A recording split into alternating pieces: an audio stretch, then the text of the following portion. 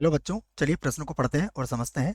समाकलन दिया है हमें 0 से पाई कॉट एक्स जो कि महत्तम पूर्णांक फलन में है dx, जहाँ लिखा भी गया है कि बड़ा कोष्टक महत्तम पूर्णांक फलन को निरूपित करता है। का मान है, विकल्प दिए गए हमें पाई/2 -1 1 और माइनस पाई/2, और हमें इनमें से सही विकल्प बताना है। प्रश्न को हल करने से पहले हम प्रश्न के लिए मुख्य अवधारणा लिखेंगे, जिसकी सहायता से इस प्रश्न को हल किया जाएगा। तो प्रश्न के लिए मुख्य अवधारणा में हम सबसे पहले निश्चित समाकलन का एक गुणधर्म का प्रयोग इस प्रश्न में करेंगे। मैं उसे लिख देता हूं कि हम जानते हैं यदि सीमा a से b है और एफ एक्स डी एक्स है, तो इसे आप लिख सकते हो सीमा a से b रहेगी और ये हो जाएगा f a plus b minus x d x के बराबर। तो आप इसे ऐसा लिख सकते हो। ये पहली मुख्य अवधारणा हमारी इस प्रश्न के लिए है। दूसरी मुख्य अवधारणा भी आप अच्छे से याद रखें बच्चों। देखो, मान लो महत्तम पूर्णांक फलन में x लिखा है और प्लस महत्तम पूर्णांक फलन में मान लीजिए माइनस एक्स लिखा है, तो इसके दो उत्तर संभव होंगे बच्चों। यदि इसका उत्तर या तो -1 आएगा या फिर इसका उत्तर 0 आएगा। इसका उत्तर 0 कब आएगा वो समझिएगा।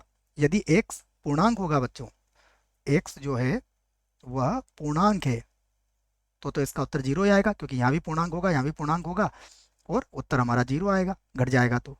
और यदि x का मान क्या है बच्चों, हमारा पूर्णांक नहीं है, अर्थात x क्या है, पूर्णांक नहीं है, और इसके अतिरिक्त कोई भी अवयव है, ठीक है, यह भी ध्यान रहे कि x वास्तविक ही होना चाहिए।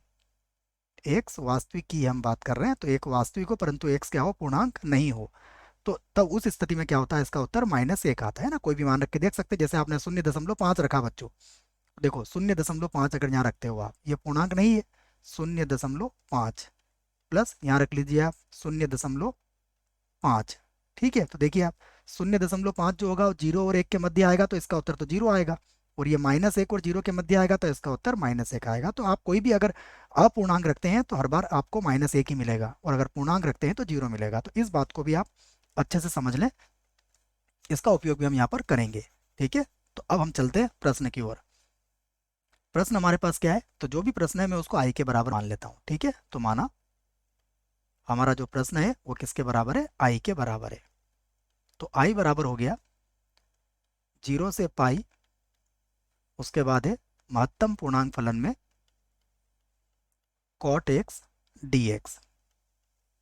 अब यहाँ पर हम इस गुणधर्म का प्रयोग करेंगे, तो मैं समीकरण नंबर 1 लिख देता हूँ, और समाकलन के गुणधर्म से मैं इसको क्या लिख सकता हूँ, आई बराबर सीमा होगी 0 से पाई, और ये हो जाएगा कॉट 0 प्लस पाई, अर्थात पाई लिखूंगा मैं, तो पाई माइनस एक्स, और ये हो जाएगा डी एक्स।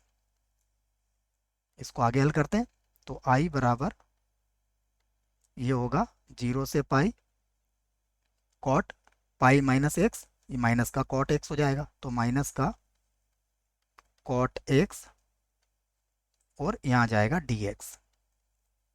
इसे बना देंगे समीकरण 2। अब समीकरण 1 और 2 को हम जोड़ लेते हैं, और दोनों की सीमा एक जैसी है बच्चों, तो एक साथ लिख सकते हैं इनको। तो मैं लिख देता हूँ समीकरण समीकरण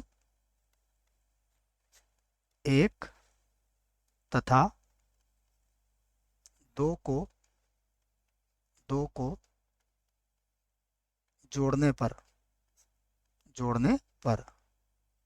देखिए, जब इनको जोड़ेंगे तो आई और आई कितना हो जाएगा, ये हो जाएगा 2i, और यहाँ पर होगा 0 से पाई, यहाँ महत्तम पूर्णांक फलन में आ जाएगा कॉट एक्स, प्लस यहाँ महत्तम पूर्णांक फलन में आ जाएगा माइनस का कॉट एक्स, और ये हो जाएगा डी एक्स। ठीक है, ये डी एक्स हो गया। अब यहाँ पर देखिए कि अब हमें इसको हल करना है, तो इसमें यदि x का मान हम क्या क्या रखते हैं, देखो x के मान यदि पाई/4 होता है ना, 0 से पाई के बीच में ले रहा हूँ मैं, पाई/4 पर कॉट एक्स पूर्णांक होता है, या फिर अगर आप पाई/2 लेते हो तो कॉट पाई/2 का मान 0 होता है, तब भी पूर्णांक आता है, या फिर 3 पाई/4 पर ये पूर्णांक है। ये 3 मान ऐसे हैं बच्चों जिस पर ये हमेशा पूर्णांक मान है, उस स्थिति में क्या हो जाएगा, ये 0 हो जाएगा, परंतु हमें इसका मान ज्ञात करना है।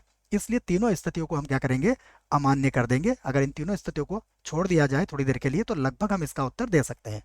तो यहाँ से लिख सकते हैं हम 2i बराबर, देखिए ये लिख दूंगा मैं 0 से पाई, और यहाँ से x बराबर पाई बटा 4, पाई बटा 2 और 3 पाई बटा 4 वाली स्थितियों को अगर हटा दिया जाए बच्चों, तो हर स्थिति में ये क्या मिलेगा आपको, अपूर्णांक ही मिलेगा। और अपूर्णांक मिलेगा तो इसका उत्तर कितना आ जाएगा यहाँ पर, ये -1 के बराबर आ जाएगा। और यहाँ पर लिख दिया मैंने dx। ठीक है, तो केवल इन स्थितियों को हम अमान्य कर रहे हैं क्योंकि हमें इसका उत्तर लेके आना है बच्चों। अब इसको हल करते हैं तो ये होगा 2i बराबर, इसका हो जाएगा -x, और इसकी सीमा क्या होगी 0 से पाई, तो ये हो जाएगा -पाई। तो 2i बराबर, यहाँ हो जाएगा माइनस का पाई, -0 लिखने की जरूरत नहीं है, तो i बराबर हो गया माइनस का पाई बटा 2। और ये हमारे प्रश्न का क्या है, ये हमारे प्रश्न का उत्तर होगा बच्चों। चलते हैं विकल्प की ओर, कौन सा विकल्प सही होगा। तो देखिए पहले विकल्प में पाई बटा 2 है, यहाँ -1 है, यहाँ 1 है, यहाँ -पाई/2 है, अर्थात ये जो विकल्प होगा हमारा, ये बिल्कुल सही विकल्प होगा। आशा करता हूँ बच्चों प्रश्न का उत्तर समझ में आया होगा। धन्यवाद।